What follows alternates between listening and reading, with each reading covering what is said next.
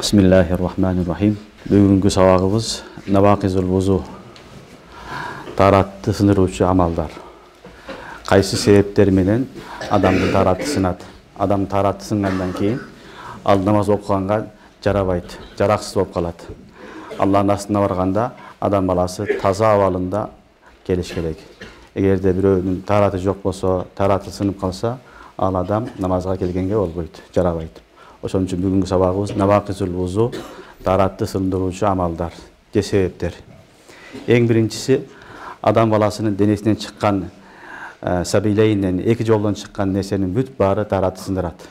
Сабилейн деген адамдын астынан, артынан чыккан нерселер, нажасаттын бүт бардыгы таратты сындырат. Баул, гаит, манни, мази, нифас, хайз, булардын бүт бардыгы адамдын таратты сындырат. Адамдын эки жолу Аллах субханаху ва таала жараткан, жегениңди ошол жактан чыгарасын. Зара чыгат астынан, зара аркылуу адам тараты сынат. Экинчиси артынан чыгатыган нерсе, заң чыгат, адамдан жел чыгат. Адатта чыксын, адатта чыкпай турган нерсе болсо дагы, нерсе чыккан болсо тараты сына берет. Мисалы кээ бир учурларда курт чыгат. Адамдын дүбүрүдөн курт чыгат. Ал курт чыгышы менен дагы адам тараты сынат. Түшүнүктүүбү? Кээде таш жутуп алат жаш балдар, бирөөлөр ошо жуткан нерсеси чыгат. Аны менен дагы тараты сынат. Ошон үчүн сабилейнден чыккан нерсе адатта чыгабы, адатта чыкпай айырмасы жок. Не нерсе чыккан болсо, ошо менен адамдын тараты сынат. Бул эң биринчи себеп. Экинчиси тараты сындыруучу нерселер, экинчиси балдар кан. Кан чыккан болсо, чыгып аккан болсо, аны менен дагы адамдын тараты сынат. Кан чыкканда ошо кандын агышы шарт, сейлан дейт. Агышы шарт. Агышлыгы билфейл, билкува эки түрлүү болот. Билфейл агып чыккан деген сөз, ал кан өзү чыгып, не болду, агып атат. Муну менен адамдын тараты сынат. Ханафи мазхабта кан чыгары менен тараты сынат. Экинчиси билкува. Билкува дегени ал чыгып кан аккан жок, бирок чыккан кан ошол жерде көп болуп чыгып туруп калды. Ага тийишсең, колуң менен, чүпүрөк менен ал агып кетет. Тийишпесең турат. Мына ушул учурда дагы тараты сынат. Буну не болду? Кандын чыкканы сейланды, билкува, билфейл деп айтылат. Билфейл деген акыйкатта кан чыкты, колуң кесилди, кан агып атат. Муну менен тараты сынды. Экинчи сүрөтү кан чыгып турат, бирок аккан жок, ордунда турат. Бирок ал чыккан канды эгер тийишсең жайылып кетет, агып кетет. Андай учурда буну билкува, сейлан табылган үчүн аны менен дагы инсандын тараты сынат.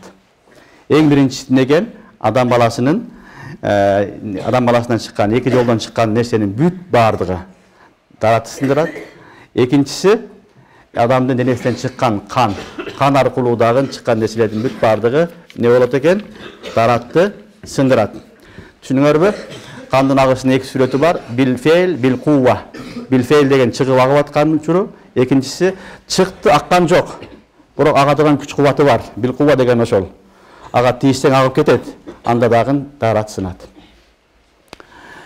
Анан балдар, ушул жерде дагы бир маселе болот. Кээ бир учурларда адам баласы үкөл алат. Үкөл алганда үкөлдүн эки түрү болот. Кан тамырга үкөл болот, балдар, кан тамырга берилет. Анан жөнөкөй эле этке үкөл берилет, териге. Эгерде кан тамырга үкөл алган болсо, аны менен да тараты сынат. Себеби үкөл алганыңда биринчи сайганда эмне болот? Ошол кан чыгат. Чыгып ийне аркылуу сыртка чыгат. Анан кайра эмне болот? Доктор сайганда кайра кайтып кирип кетет. Ал кан чыгып кайтып кирди. Ошондуктан аны менен тараты сынат. Түшүнүңөрбү? Эгерде тамырга кан алынган болсо, тамырга үкөл алган болсо, анда сөзсүз түрдө кан сыртка чыкпаса дагы баягы шприцке кирген үчүн чыкты, кайра кирди, аны менен таратың сынды. Экинчи сүрөтү болот, балдар, жамбашка үкөл алат. Этке, териге сайып коет. Анда кээ бир учурларда кан чыкпайт. Анда кан чыкпаса, тарат бузулбайт. Эгер кан чыкса, тарат бузулат. Ошондой эле кээ бир учурларда сени бүргө чагып кетет, чиркей чагып кетет, дагы бирдеке чагып кетти. Ал чагып карынды сорот. Бирок аны менен тарат бузулбайт. Себеби алар соруп алган кандар, кан баягы дамы саил эмес, агуучу кан эмес, анчалык көлөмү көп эмес. Ошон үчүн аны менен не тараты сынбайт. Бүргө чагып койсо деле, чирке чагып койсо деле мен таратым сынып калды деп коркпош керек, сынбайт. Албетте, баягындай неме болот, сүлүктөр болот, билесиңерби? Кан сора турган. Кан сора турган сүлүккө чоң кенелер болот. Ошолор эгер сени сорсо, анда тарасынат. Кичинекей сүлүктү алып келдиң, канын сордурдуң, ал мындай чоң болуп кетти. Не болот? Сенин каның сорду, анын ичиндеги соргон каны дамусаил, агуучу кан. Ошондуктан ал сүрөттө кан не болот? Адамдын дараты сынат. Түшүнүңөрбү? Демек, сабилейден сырткары инсандын денесинен чыккан нерсе кан. Кан кандай абалда болсун чыгып аккан болсо, аны менен тарат сынат. Ага түшүнүңөрбү? Үчүнчү нерсе ириң. Ириң аркылуу дагы тарасынат. Ал ириң кээде адамдын кулагынан чыгат, кээде мурунан чыгып калышы мүмкүн, кээде көкүрөгүнөн чыгат, кээде адам киндигинен чыгат. Ушундай жерлерден ириң чыккан болсо, ал дагы ошо ириң дагы ага турган деңгээлде болуп калса, аны менен дагы тарасынат. Ириң чыкканда дагы не болот? Тарасынат. Сары суу чыкканда дагы тарасынат. Албетте көзгө келгенде алдар уламалар айтат, көз ооз сыяктуу. Ооз ар дайым нымдашып турат. Билесиңерби? Кичинекейиң бар, ным болуп турат. Көздө ошондой. Адамдын көз жашы төгүлүп турат. Ошондуктан көздөн чыккан суудун баары тарасындыра бербейт. Көздөн чыккан нерсе ириң болсо, анда тарасынат.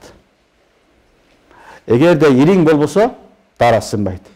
Анын билиштин жолу уламалар айтат, көздөн чыккан нерсеге мындай ак чүпүрөктү койгула дейт. Кийин алгыла. Карасаңар ал баягындай ириңдин түсү болсо, аны жоксо ириңдин жыты жыттанса, анда ириң болот, аны менен тарасынат. Эгер жөнөкөй суу болсо, аны менен тарасынбайт. Демек, кан сыяктуу эле адамдын денесинен ириң чыккан болсо, кулагыңдан ириң чыкты, көзүңдөн ириң чыкты, мурундан чыкты, башка денеңден чыкты, аны менен дагы не болот? Инсандын дараты сынат. Түшүнүңөрбү?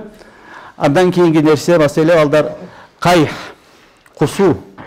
Адам кусса дагы дараты сынат.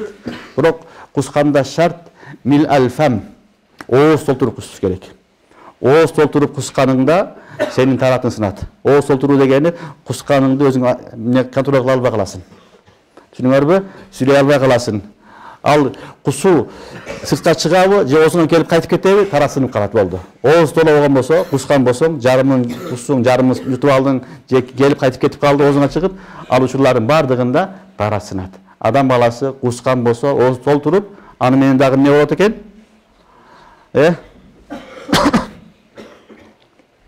Тараты сынып калат. Бул кусуу маселеси балдар. Андан кийинки маселе, таратка текшерүү дагы бир маселе, бул бавасир. Бавасир неме дейсиңер?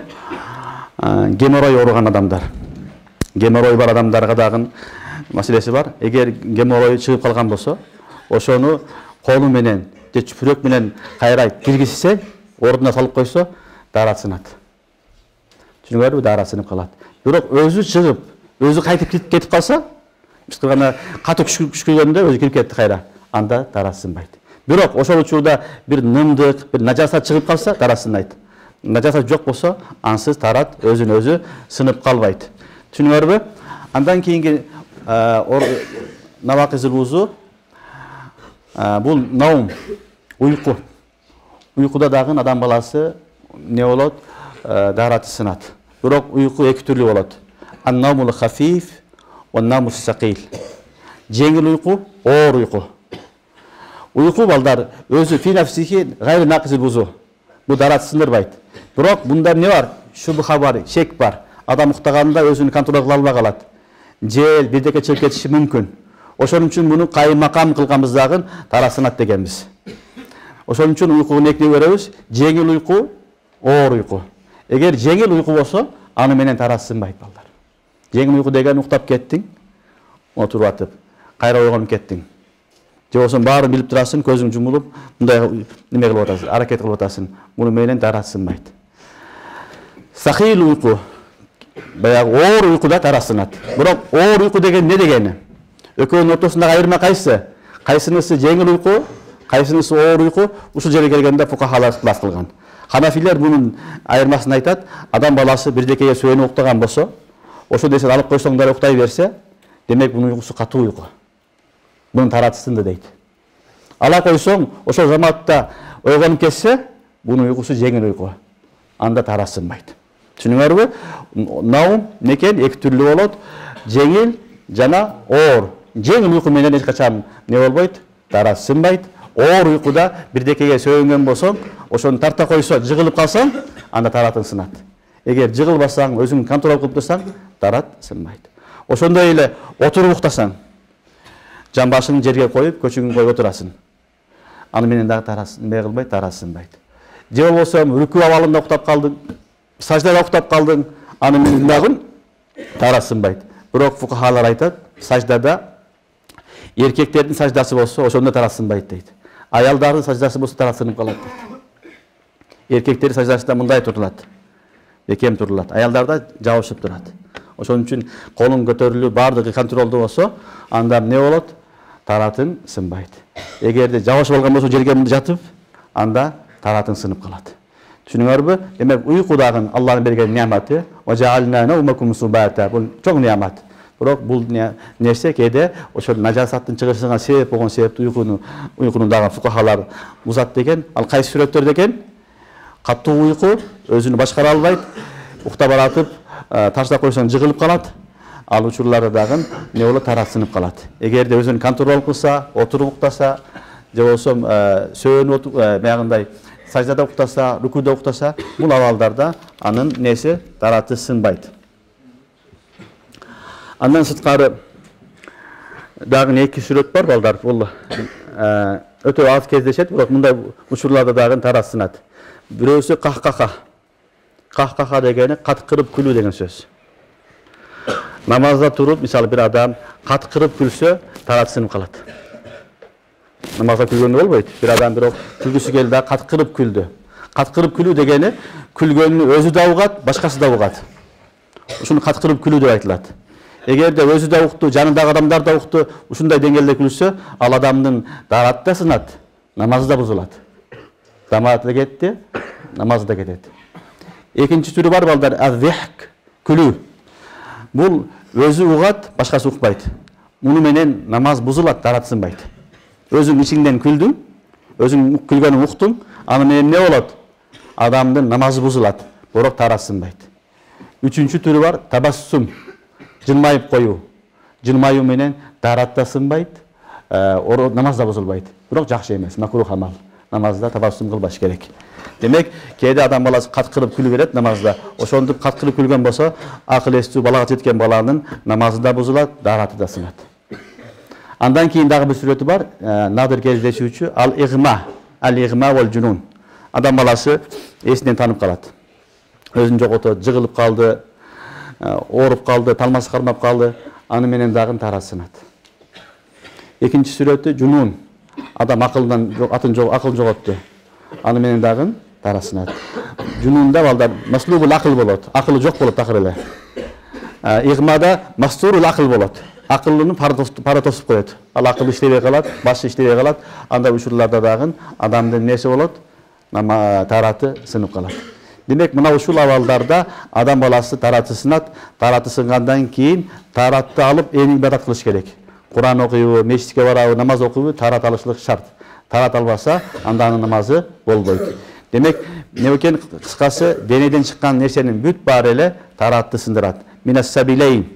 Эки жолдон чыккан нерсенин бүт бардыгы ал-баул, вал-гаид, вал-мази, вал-манни, анан хайз, вал-нифас, булардын бардыгы эмне кылат экен? Таратты сындырат. Вар-рих казалик.